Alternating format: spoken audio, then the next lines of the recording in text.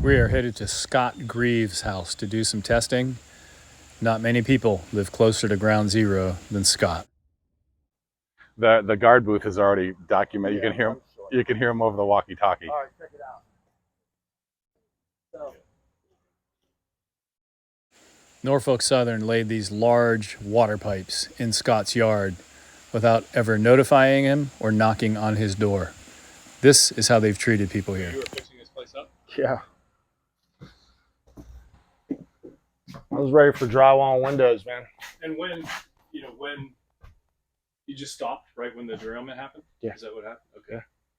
Yeah, I wasn't doing it. I got a 2-year-old daughter. They like can't have her here. Where are you at now? We bought a house in New Waterford. In Waterford. Yeah, we got out. Completely out. Use your restroom? There is no restroom. Ah, okay. It's in the middle of construction. Ah, okay. Got it. I'm Danielle, by the way. Nice to meet you. Independent filmmaker. Okay. Would you like to be on camera? That doesn't matter. I just want to tell me what happened when you moved out and you took your daughter out. Well, I mean, I was in the middle of doing construction in my house here.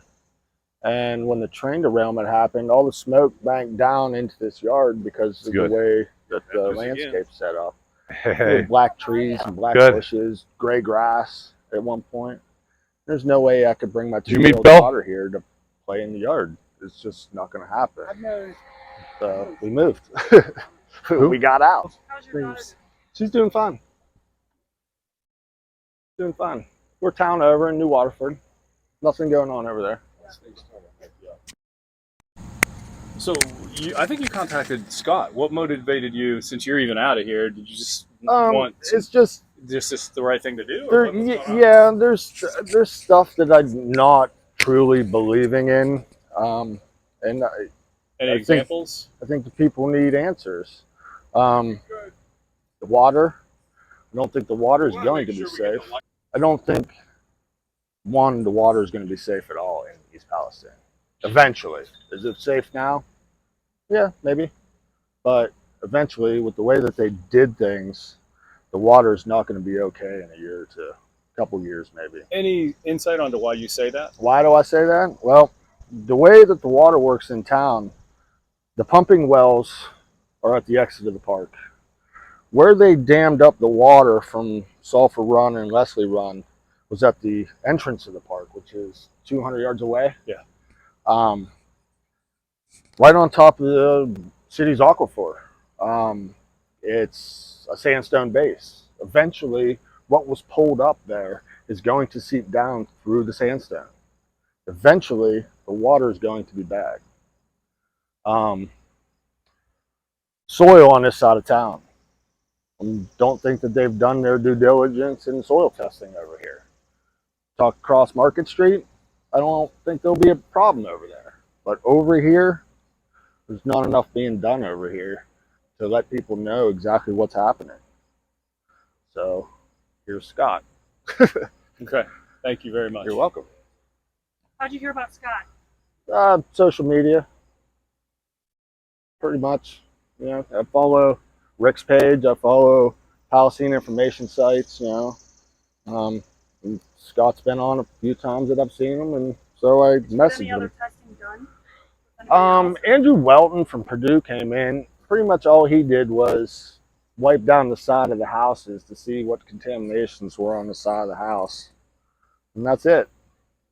You mentioned Leslie and Sulphur Run where they dammed it up, Yeah. And then you just mentioned you've seen my videos. Did you see the video from 2 weeks ago where they knocked down the bridge?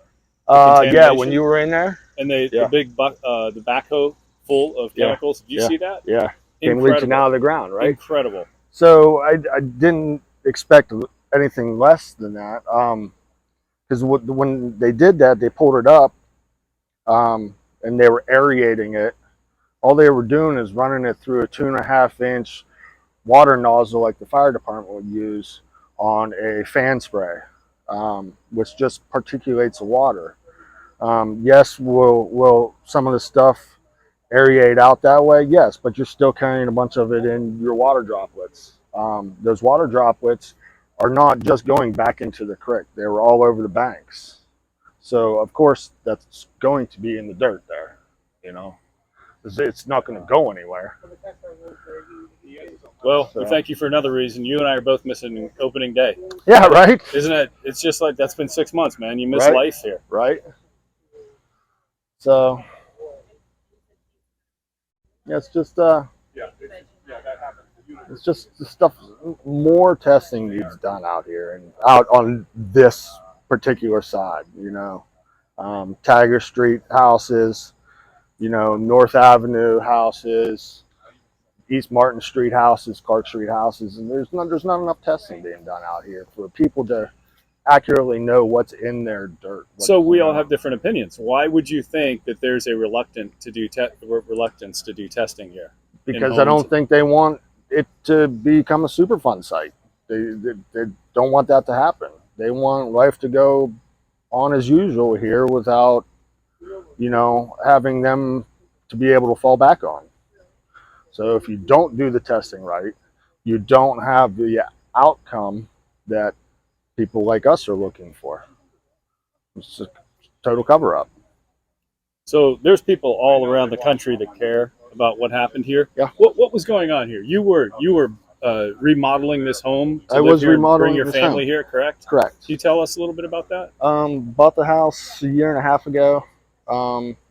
Gutted the house. Re-electric, re-plumbing, re-water lines, new roof, new basement walls, new furnace.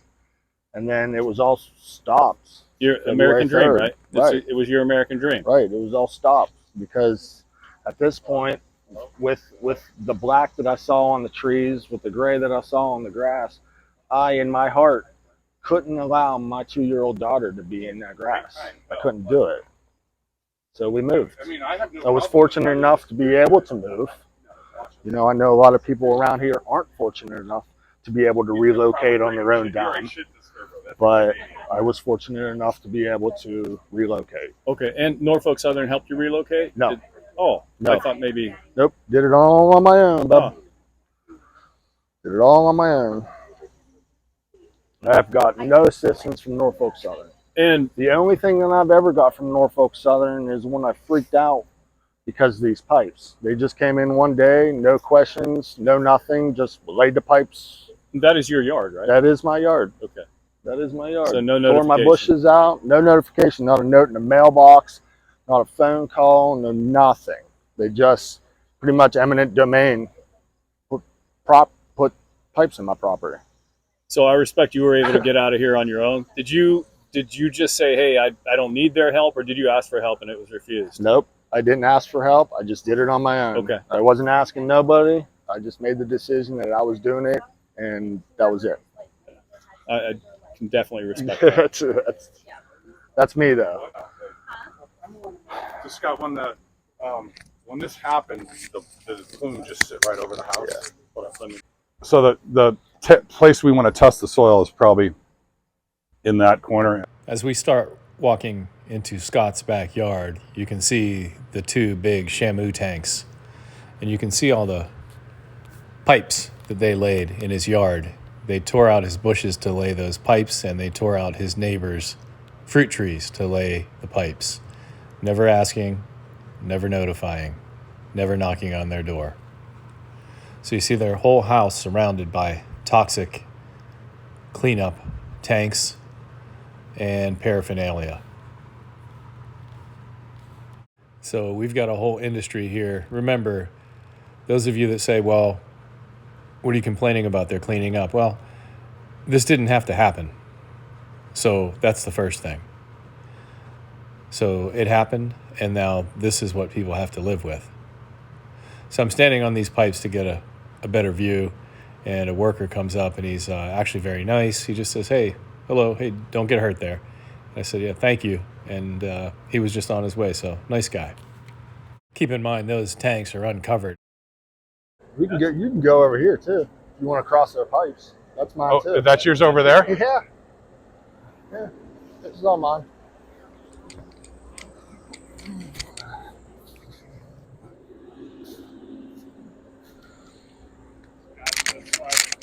That's his property. I think it might be on his. I don't want to say his name. I don't know. This is that's still his property. That's funny. We've got 3 guys. They're just staring. right behind you. going on, bud? Nothing. I'm Scott, Nice to meet you, Scott. property Hey. owner. Oh, property owner. Oh, Yeah. that's right. I think I saw you before. Yep. I met you several months ago. Yep. But they're not allowed to be over this far, though. This is my property. This is property. Just what my wife's told. Can you? What's your name and who are you with? Signal Security. Signal Security. Yes. Well, we've got a lawyer with us, and this is his private property. Okay. Let me refer that back. I was told that there's a cutoff line, and Right here. that's what I was told. Cutoff line's right here. Okay. Yeah, I don't know. I'm just talking about I- take your soil sample. Yeah, we're taking soil samples, and you're welcome to watch. Oh no, that's fine. I just didn't. We know you're just doing your job. We're not here to give you a hard time Yeah. at all. Yeah. Not at all. This is the lawyer. Yeah. TV too. I was told that there's a certain cutoff point. There is. And There it is. It's right is here. that what he said? Well, See the red line? Yeah, I wasn't told that. I don't know. So when I mow all this, but down here to where this cement pad is, all the way up through these bushes, Katie, you take It is some mine. pictures too, if you would. Yeah, I remember you quite a few months ago. Yeah. When not long after this was happened. yeah, when the pipes went in. That's it. Yeah. Yeah. That's it. Yeah. All right, let me relay that back there. Then. No problem. Let me get back to you. Jake, would you hold this? Yes, sir. So this shovel has already been power washed with water, and now I'm taking an extra measure with a hexane infused wipe to clean it down. And you will see I'm not going 12 to 18 inches down where the dioxin doesn't set. Again, you can't find what you don't look for. It is very simple. They said where that line is, you're welcome to do it. Okay, so that's okay. Thank you. Have a good day. I got to label these. The back east side, right? That's back east side. Sorry. Yeah. Those is what I don't know about. Oh, I didn't see that. Right. I saw those. Yeah, I sent a picture of those to you. They say that it's clean water, but they say there's clean water in there. Stuff that the excess that they're trying to pump through these tubes. Yeah, 6. To illustrate how close everything is to his property, I'm going to walk the 20 feet to the end of his driveway, and you can see the guardhouse. And this is the guard that called security on us. As you look down, you can see the 6 holding tanks, and they're holding some type of water. Not really sure what it is. Not even sure if we believe their explanation. But that used to be a nice grassy field and a wood line. So imagine his daughter would have that other view before this all happened. So life has definitely changed here in East Palestine, Ohio. The dirt was actually pushing on his fence. I'm sure they're getting a lot more than what I got for them running those pipes through my yard. Oh, yeah. Everyone does know that if you read about me getting in some kind of tragic accident tonight, it's probably not an accident. Let me tell you what Rick did to me yesterday. So I'm up in Boardman. I drop my husband off at work, and my brakes go out. So I have to drive my car through Boardman with no brakes down to Pet Boys to get it done. And my phone had went dead, so I come out, car's fixed, plug in my phone, and the only thing I can see of Rick's text message is, it was nice knowing you guys. I see my brakes failing real soon. I was like, oh, thanks, Rick. My brakes just failed. Scott, this is the back west now, right? Back west. The EPA, the railroad, Will Burgess, who signed yours, all accusing me of not being an engineer to take soil samples when I've got 24 patents to my name, do everything methodically, and they are out hiring high school kids without training with no video footage, and all they can do is just throw a blanket accusation that I'm using dirty shovels. Where did that come from, high schoolers? How did you find that out? A contractor told the Figleys that.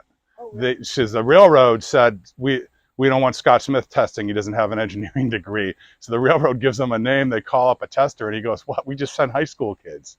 Wow. And I think the community owes Scott a big debt of gratitude because everyone's been wanting to test here. The EPA's refused. So we wouldn't be able to do this without his invitation, which is great. It's not for me, it's for everybody else. This is the single greatest thing you could do for the community. I was fortunate enough to move out of town, but it's not for me. It's for everybody else that lives here. You know, everybody needs to know.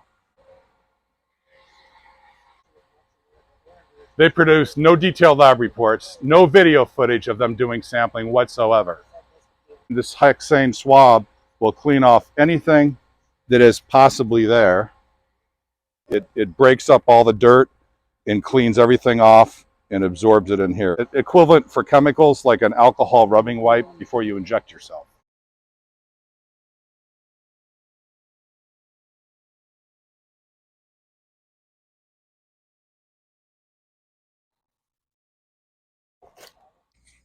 And when I came in right after this happened, well, you can still see the side of the house. Oh, yeah. Great. Is that what you're talking about? Yeah. It was all over the bushes. It was all over the yard.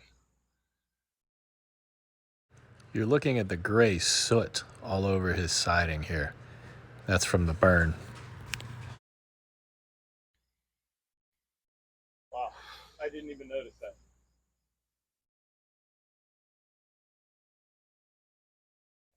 Yeah, it was nuts down here for a minute. It was pretty bad. Just mayhem. Yeah. Especially right at the beginning. There's people everywhere. And there's still people everywhere, but it's more of a controlled environment now. Yeah. At the beginning it wasn't. There was no control of it whatsoever. Imagine trying to live, let alone sleep, in this noise.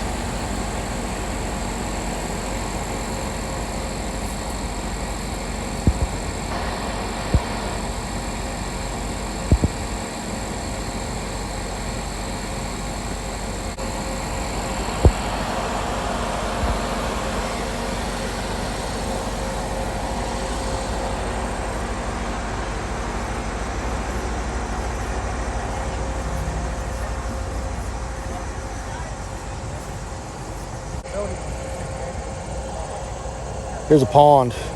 That pond is used to support the fire suppression system that's in this building. Okay? Okay. That white is a pile of contaminated dirt. It's that close to that pond. 50 yards, 60 yards away from it. Wow. All right.